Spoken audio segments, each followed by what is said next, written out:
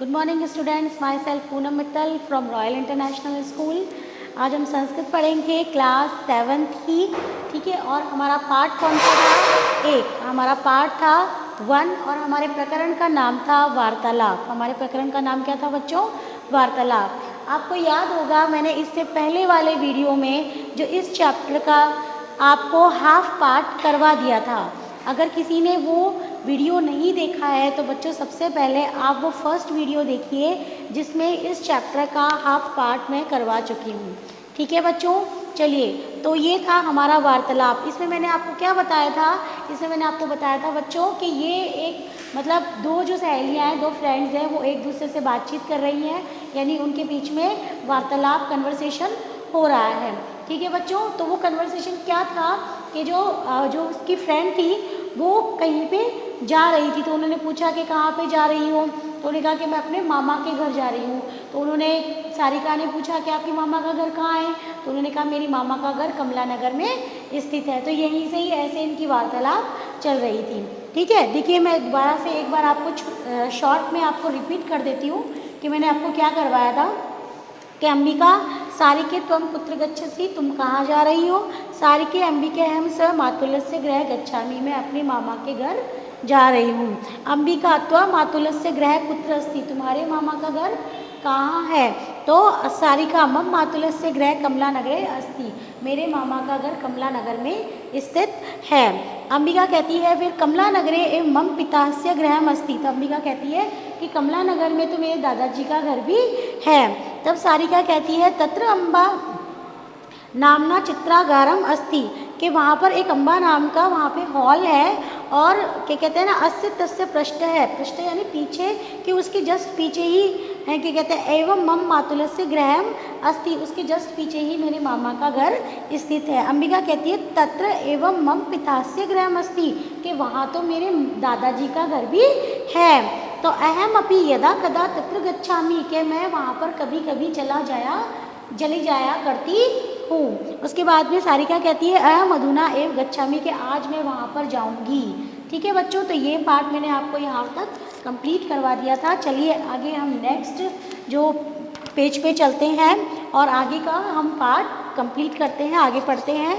देखिए बच्चों, आपको अपनी बुक ओपन करनी है, पेज नंबर 12, ठीक है। उसका जो सेकंड पैराग्राफ है जो ना, ठीक है, सेकंड पेज है, उसमें हम ऊपर चलेंगे। अंबिका किम तत्र किमपि प्रयोजन मस्ति, तो अंबिका जो है वो सारिका से पूछती है कि तुम किस प्रयोजन से यानी किस कारण से वहाँ पर जा रही हो। तब सारिका कहती है आम कि मैं अद राहुलस्य जन्म दिवस अस्ति, कि अच्छा कि आज वहाँ पे क्या है, राहुल का जन्मदिन है। कहाँ पर है? उसके मामा के घर में राहुल का जन्मदिन है। और तत्र उत्सवस्य आयोजन भवति, और इसी उत्सव का वहाँ पर क्या किया गया है? आयोजन किया गया है। तो यहाँ पे मतलब सारिका क्या कह रही है कि मेरे मामा के घर पे आज राहुल का जन्मदिन है और उसी के उपलक्ष्य में यानी उसी के उत्सव मनाने के लिए आयोजन किया गया है। उसके बाद त्वमपि मया सह, कि तुम भी मेरे साथ में, इतना ही वो कहती है।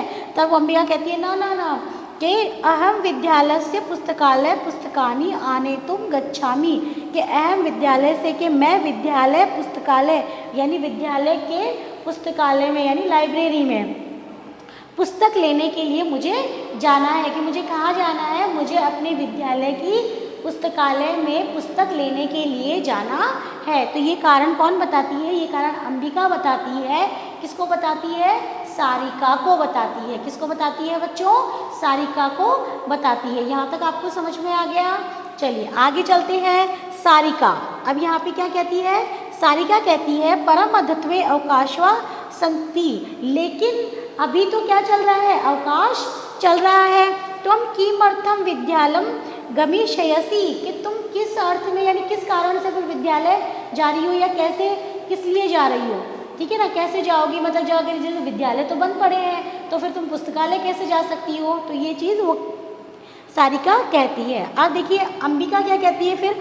अस्माकम अवकाशा संति, कि हमारा अवकाश है यानी हमारी तो छुट्टी है, लेकिन परम विद्यालय से कार्यालय पुस्तकालय च कार्याणि भवन्ति, लेकिन जो विद्यालय हैं वो क्या हो रखे हैं? वो खुले हुए हैं और वहाँ पे कार्य हो रहा है। और जो पुस्तकालय है वो भी क्या है, वो भी बंद नहीं है, उनमें भी कार्य हो रहा है। ठीक है बच्चों, चलिए आगे चलते हैं। तो सारिका कहती है कि अद तुम अहम मातुलस्य गृह गच्छामि, कि तुम भी क्या करो, मेरे मामा के घर चलो। श्व अहम अपि चलिष्यामि, कल हम चलेंगे, कल हम साथ में ही चल लेंगे। तब अंबिका कहती है सारिके कि श्व अहम अपि त्वया सह गमिष्यामि। अंबिका कहती है, बोले सारिके ठीक है, कल मैं तुम्हारे साथ में ही चलूँगी। ठीक है, परम अद तु अहम पुस्तकालय प्रति गच्छामि, लेकिन तुम्हें मेरे साथ में कहाँ जाना पड़ेगा, पुस्तकालय जाना पड़ेगा।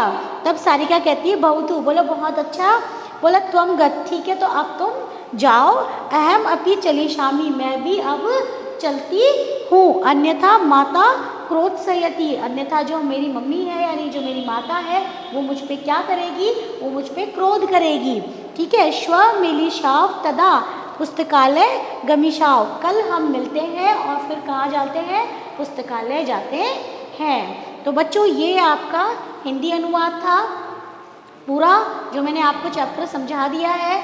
ठीक है, इसमें किसका वार्तालाप चल रहा है, अंबिका और सारिका के बीच में वार्तालाप चल रहा है। समझ में आया बच्चों आपको ये चैप्टर? ठीक है, चलिए अब हम चलते हैं इसके शब्दार्थों की तरफ, जो मैंने आपको प्रीवियस वीडियो में भी अच्छे से समझा दिए थे। तो आप देखिए यहाँ से लेकर यहाँ शब्द शक्ति लिखा हुआ है, ये शब्द शक्ति में तो आपके शब्दार्थ हो गए बच्चों। तो ये शब्दार्थ वाले शब्द अलग है। इसके बाद में नेक्स्ट जो पेज है, नेक्स्ट पेज में नई धातुएं हैं, वो नई धातुएं अलग लिखी हुई है। उसके बाद नए अव्यय हैं। अव्यय मैंने आपको बताया था, अव्यय कौन से होते हैं, ऐसे शब्द जिनको हम तोड़ नहीं सकते। ठीक है, वो अव्यय होते हैं। ठीक है बच्चों, तो ये सारे संस्कृत के अव्यय शब्द हैं। ठीक है बच्चों, चलिए ये आज मैंने आपको चैप्टर पूरा आपका कंप्लीट हो चुका है वार्तालाप वाला। अब चलिए आपके गृह कार्य की तरफ चलते हैं। गृह कार्य में क्या करना है बच्चों आपको, जो मैंने आपको यहाँ से पिछली बार मैंने आपको ये जो फर्स्ट पेज है इसका हिंदी अनुवाद करने के लिए दिया था। नेक्स्ट आपको क्या करना है कि मैंने नेक्स्ट पेज का जितना भी मैंने अंबिका से लेकर ये यहाँ तक पुस्तकालय गमिष्याव तक, यहाँ तक जो भी मैंने आपको ये चैप्टर पढ़ाया है, इसका हिंदी अनुवाद आपको अपनी नोटबुक में करना है।